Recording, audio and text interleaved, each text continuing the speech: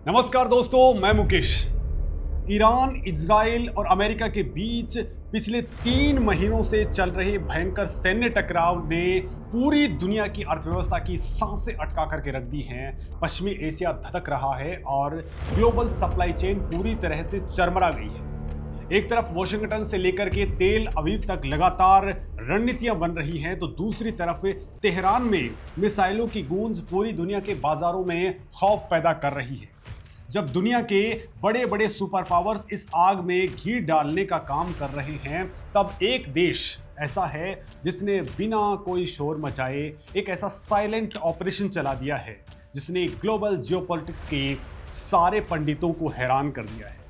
इस देश ने न केवल अपने नागरिकों को सबसे पहले सुरक्षित निकाला, बल्कि पूरी दुनिया पर मंडरा रहे ग्लोबल ऑयल क्राइसिस को भी पूरी तरह से मात दी है। और दोस्तों, जानते हैं ये देश कौन सा है?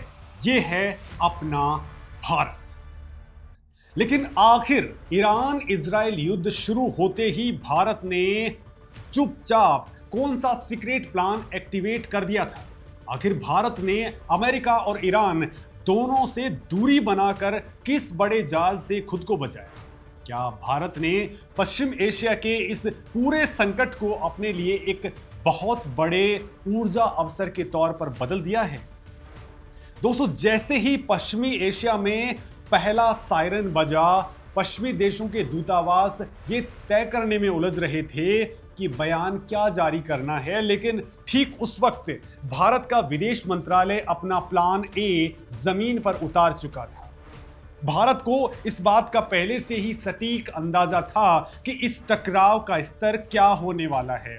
बिना एक पल गवाए भारत ने ईरान और आसपास के इलाकों में फंसे अपने नागरिकों को सुरक्षित वापसी का मिशन शुरू कर दिया। ये कोई सामान्य रेस्क्यू ऑपरेशन नहीं था। आसमान में फाइटर जेट्स और मिसाइलों की आवाजाही के बीच कमर्शियल उड़ानें चलाना नामुमकिन टास्क होता है, लेकिन यहीं पर भारत की कूटनीति का सबसे धाकड़ रूप सामने आया। दोस्तों, भारत ने अजरबैजान और आर्मेनिया जैसे कट्टर दुश्मन देशों के रास्तों का एक साथ इस्तेमाल किया। जो दो देश एक दूसरे को फूटी आंख नहीं सुहाते, उन दोनों देशों ने भारतीय नागरिकों के लिए अपने दरवाजे खोल दिए। ये दुनिया के लिए एक बहुत बड़ा संकेत था कि ग्लोबल मंच पर भारत के द्विपक्षीय संबंधों की ताकत असल में क्या है। इस रेस्क्यू ऑपरेशन के बाद सबसे बड़ा सवाल यह था कि भारत अंतर्राष्ट्रीय मंच पर किसका साथ देगा। अमेरिका पूरी ताकत लगा रहा था कि भारत खुलकर इजराइल और उसके पाले में जाकर के खड़ा हो जाए। दूसरी तरफ ईरान उम्मीद कर रहा था कि भारत पुराने रिश्तों का वास्ता देकर उसके पक्ष में बयान जारी करेगा।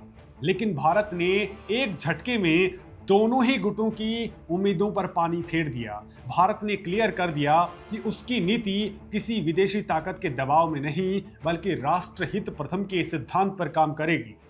भारत ने अमेरिका और ईरान दोनों से एक सुरक्षित दूरी बना ली।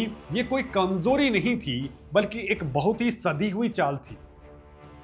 अगर दोस्तों भारत किसी एक पक्ष की तरफ थोड़ा भी झुकता, तो सीधा असर उसकी ऊर्जा सुरक्षा और अरब देशों में रह रहे लाखों भारतीयों पर पड़ता। भारत ने दोस्तों इस जाल को पहचाना और खुद को इस ग्लोबल गुटबाजी से पूरी तरह से बाहर खींच लिया। लेकिन क्या भारत सिर्फ खुद को बचा रहा था, या फिर पर्दे के पीछे कोई बहुत बड़ा कूटनीतिक खेल चल रहा था? तो दोस्तों, जैसे जैसे ये टकराव आगे बढ़ा, दुनिया की नजरें हॉर्मूज जलडमरू मध्य यानी कि स्ट्रेट ऑफ हॉर्मूज पर टिक गई। ये दुनिया के समंदर का वो संकरा इलाका है जहां से दुनिया का 20% से ज्यादा फ्यूल गुजरता है। पश्चिमी मीडिया रोज भविष्यवाणी कर रहा था कि आज हॉर्मूज बंद होगा, कल हॉर्मूज बंद होगा। दुनिया भर के शेयर बाजार धड़ाम हो रहे थे, लेकिन भारत के नीति निर्माताओं ने इस खतरे को महीनों पहले ही भांप लिया था। लेकिन दोस्तों, क्या भारत को पहले से ही अंदाजा था कि हॉर्मूज जलडमरू मध्य कभी भी बंद हो सकता है? तो इसका जवाब है बिल्कुल हाँ। और इसी वजह से भारत ने एक ऐसा मास्टर स्ट्रोक खेला जिसने बड़े बड़े देशों के भी होश उड़ा दिए। भारत ने सिर्फ बयानों से काम नहीं चलाया, बल्कि अपने युद्धपोतों का पूरा बेड़ा अरब सागर और खाड़ी के मुहाने पर तैनात कर दिया। आखिर युद्ध के बीच भारत ने अपने युद्धपोत खाड़ी में तैनात करके किसे डायरेक्शन दिया, किसे संदेश दिया? तो ये संदेश सिर्फ समुद्री लुटेरों के लिए नहीं था, ये संदेश उन सभी ताकतों के लिए था जो तेल की सप्लाई चेन को बाधित करने का सपना देख रहे थे। भारत की नेवी ने वहां अपने मौजूदगी दर्ज करवा करके ये क्लियर मैसेज दे दिया कि भारतीय झंडे वाले जहाजों की तरफ आंख उठाने की गलती कोई ना करे। और इसका असर ये हुआ कि इस भारी तनाव के बीच भी भारत के तेल और गैस के टैंकर बिना किसी रुकावट के हॉर्मुज के रास्ते भारत पहुंचते रहे। लेकिन दोस्तों, कहानी सिर्फ भारत के अपने फायदे तक सीमित नहीं थी। जब दुनिया के बड़े बड़े देश अपने तेल के भंडार भरने में लगे थे, तब भारत ने अपने छोटे पड़ोसियों का भी हाथ थामा। लेकिन दोस्तों, क्या भारत अब खाड़ी संकट के दौरान छोटे पड़ोसी देशों का सुरक्षा कवच बन चुका है? इसका जवाब 100% हाँ है। श्रीलंका, बांग्लादेश, मालदीव और नेपाल जैसे देशों के पास ना तो अपनी विशाल नेवी है और ना ही महीनों तक तेल रिजर्व रखने की कैपेबिलिटी। जब हॉर्मुज के आसपास हालात बिगड़े तो इन देशों में पेट्रोल डीजल की भारी किल्लत का डर फैल गया। लेकिन भारत ने अपनी कूटनीतिक और सैन्य ताकत का इस्तेमाल करके न केवल अपना तेल सुरक्षित निकाला, बल्कि इन पड़ोसी मित्र राष्ट्रों की ऊर्जा आपूर्ति को भी रुकने नहीं दिया। भारत ने यह साबित कर दिया कि वो सिर्फ अपने लिए नहीं सोचता, बल्कि पूरे के पूरे साउथ एशिया की सुरक्षा की जिम्मेदारी उठाने का दम रखता है। तो दोस्तों, अब आते हैं उस पहलू पर जिसने अमेरिका के पसीने छुड़ा। जब पश्चिमी एशिया में तेल की सप्लाई पर खतरा मंडरा रहा था, तो ग्लोबल मार्केट के अंदर तेल के दाम आसमान छूने लगे। अमेरिका को लगा कि भारत अब उसके पास आकर के मदद मांगेगा, लेकिन भारत ने पश्चिमी एशिया के इस संकट को अपने लिए एक बहुत बड़े ऊर्जा अवसर के तौर पर बदल दिया। भारत ने तुरंत अपनी वैकल्पिक ऊर्जा योजना यानी कि अल्टरनेटिव एनर्जी प्लान को फुल स्पीड में डाल दिया। भारत ने वेनेजुएला जैसे नए रास्ते खोल लिए और रूस से अपने तेल की आपूर्ति को और ज्यादा तेज कर दिया। आखिर रूस और वेनेजुएला से तेल लेकर के भारत अमेरिका की रणनीति को भी कितना बड़ा झटका दे रहा था, ये बात आप समझ सकते हैं। ये बहुत बड़ा कूटनीतिक तमाचा था।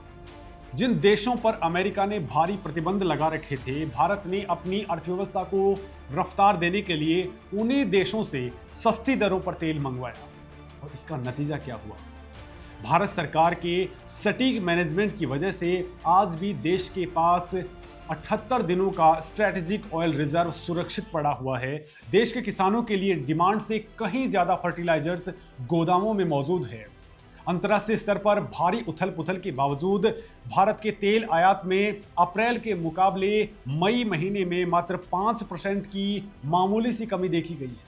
दुनिया भर में पेट्रोल के दाम आग लगा चुके हैं, लेकिन भारत अपनी अर्थव्यवस्था को हर झटके से महफूज रखे हुए है। ये सब उस कूटनीति का नतीजा है जो बिना शोर मचाए अपना काम कर रही है। इस पूरे घटनाक्रम के बीच एक वक्त ऐसा भी आया जब भारत पर एक बहुत बड़ा कूटनीतिक दबाव डाला गया। कई पश्चिमी देशों और अंतर्राष्ट्रीय संस्थाओं ने भारत से अपील की कि वो अमेरिका और ईरान के बीच मध्यस्थता की भूमिका निभाए। दोस्तों, बाहर से देखने पर यह बहुत लुभावना सा लगता है। पाकिस्तान इसमें फंसा भी है, लेकिन दोस्तों, दुनिया के सामने एक हीरो बनने का मौका भारत के सामने था, लेकिन भारत ने इस प्रस्ताव को सिरे से खारिज कर दिया। सवाल आता है कि आखिर भारत ने मध्यस्थ बनने से इनकार करके कौन सा बड़ा कूटनीतिक जाल काट लिया है? तो भारत के विदेश मंत्रालय को पता था कि मध्यस्थता एक बहुत बड़ी खाई है, बहुत बड़ा संकट है, कई तरह की दिक्कतें आती हैं।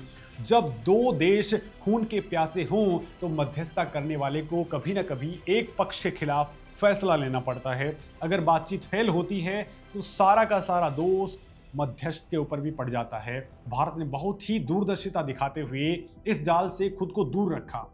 भारत का स्टैंड क्लियर था कि हम किसी भी ऐसे विवाद के अंदर पंच नहीं बनेंगे। हमारा फोकस सिर्फ हमारी सप्लाई चेन और हमारे नागरिकों पर है। और इस फैसले ने भारत को भविष्य की कई बड़ी कूटनीतिक परेशानियों से बचा लिया। अब जरा इस ग्लोबल जियोपॉलिटिक्स के सबसे दिलचस्प पहलू को देखिए। आखिर यूएस से लेकर के ईरान तक भारत के रिश्ते एक साथ इतने मजबूत कैसे बने?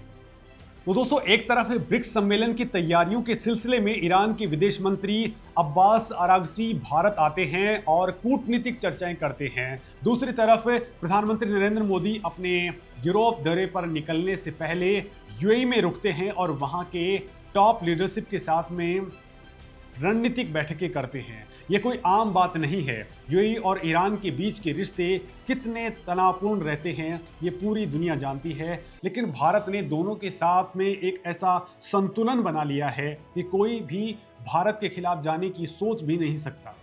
क्या भारत अब दुनिया को दिखाना चाहता है कि वो बिना किसी ब्लॉक में गए सुपर पावर बन सकता है? तो ये घटनाक्रम इसी बात की ऊपर मुहर लगा देता है। दोस्तों, भारत ने ये स्थापित कर दिया है कि उसे किसी भी गुट का सदस्य बनने की जरूरत नहीं है। भारत खुद में एक गुट है, एक ऐसी धुरी जिसके इर्द गिर्द दुनिया की अर्थव्यवस्था और राजनीति घूमती है। लेकिन दोस्तों, क्या ये पहली बार है जब वैश्विक युद्ध जैसे संकट में भी भारत सबका दोस्त और किसी का मोहरा नहीं बनकर के उभरा है? इतिहास गवाह है कि जब भी दुनिया दो खेमों के अंदर बटी है, विकासशील देशों को किसी न किसी एक का मोहरा बनना ही पड़ा है। लेकिन आज का भारत इस पुरानी परंपरा को तोड़ चुका है। भारत ने बिना युद्ध में उतरे ही एशिया के पूरे संकट में सबसे बड़ा फायदा उठा लिया है। जहां एक तरफ महाशक्तियां इस युद्ध में अपने अरबों डॉलर्स और अपने सैन्य संसाधन फूंक रही हैं, वहीं भारत ने अपनी अर्थव्यवस्था को मजबूत किया है, सस्ते तेल का भंडार भरा है, पड़ोसियों को अपना मुरीद बना लिया है और ग्लोबल मंच पर अपनी स्वतंत्र छवि को और ज़्यादा धाकड़ बना लिया है। अगर कल को लाल सागर का पूरा कमर्शियल रूट ही ब्लॉक हो गया तो क्या भारत की ये कूटनीति वहां भी काम कर पाएगी? ये एक बड़ा सवाल है। क्या समंदर के उस हिस्से में भी भारत कोई नया मास्टर स्ट्रोक खेलने की तैयारी कर चुका है? ये वो सवाल हैं जिनके जवाब आने वाले कुछ ही हफ्तों में दुनिया के सामने होंगे। तब तक जरा सोचिए कि जो देश बिना लड़े ही आधी जंग जीत चुका है, उसकी अगली चाल क्या होगी? अपनी राय कमेंट सेक्शन में जरूर बताएं। धन्यवाद।